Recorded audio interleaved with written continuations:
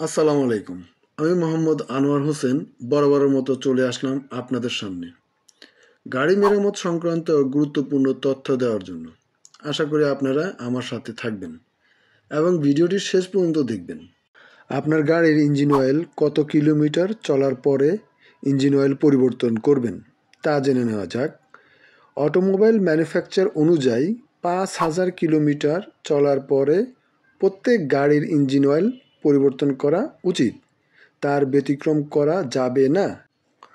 কোন কোন নিয়মে ইঞ্জিন অয়েল পরিবর্তন করলে আপনার গাড়ির ইঞ্জিন ভালো থাকবে আসুন জেনে নেওয়া যাক।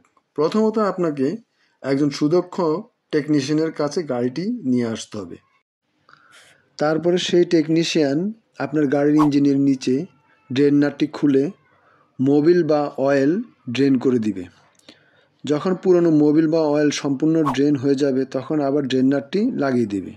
ইঞ্জিন অয়েল ফিল্টার বা আমরা মোবিল ফিল্টার বলে থাকি, পুরনো মোবিল ফিল্টারটাও পরিবর্তন করবে এবং নতুন একটা মোবিল ফিল্টার ভালো দেখে আনে লাগিয়ে দিতে হবে।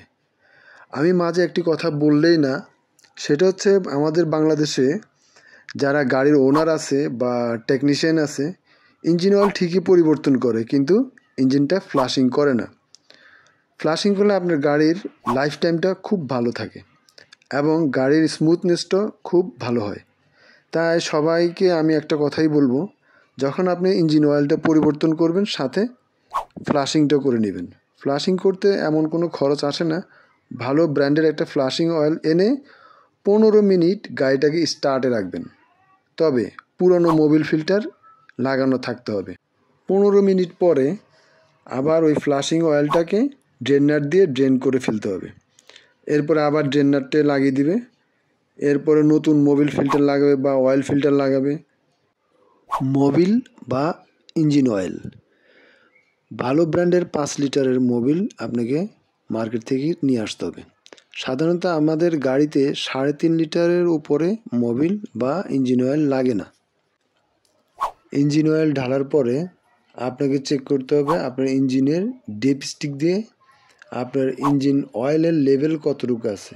লেভেল যদি ফুল থাকে ভালো, আর যদি লো থাকে তাহলে আপনাকে ইঞ্জিন অয়েল আবার ঢালতে হবে। আপনার ডিপস্টিকের লেভেল অনুযায়ী ফুল থাকলে এরপর আপনি গাড়িটাকে স্টার্ট দিতে পারবেন। ইঞ্জিন অয়েল পরিবর্তন করার পরে গাড়ির ইঞ্জিনের আরও দুটা জিনিস খুবই গুরুত্বপূর্ণ, সেটা হচ্ছে গিয়ে স্পার্ক প্লাগ এবং এয়ার ফিল্টার। এই দুইটা পার্টস অবশ্যই চেঞ্জ করে নিতে হবে। আশা করি গাড়ি সংক্রান্ত যেই তথ্যগুলি আপনাদের সামনে আমি উপস্থাপন করেছি তা আপনাদের উপকারে আসবে। আবারও নতুন নতুন ভিডিও নিয়ে আপনাদের সামনে আমি হাজির হব। ধন্যবাদ। আসসালামু আলাইকুম।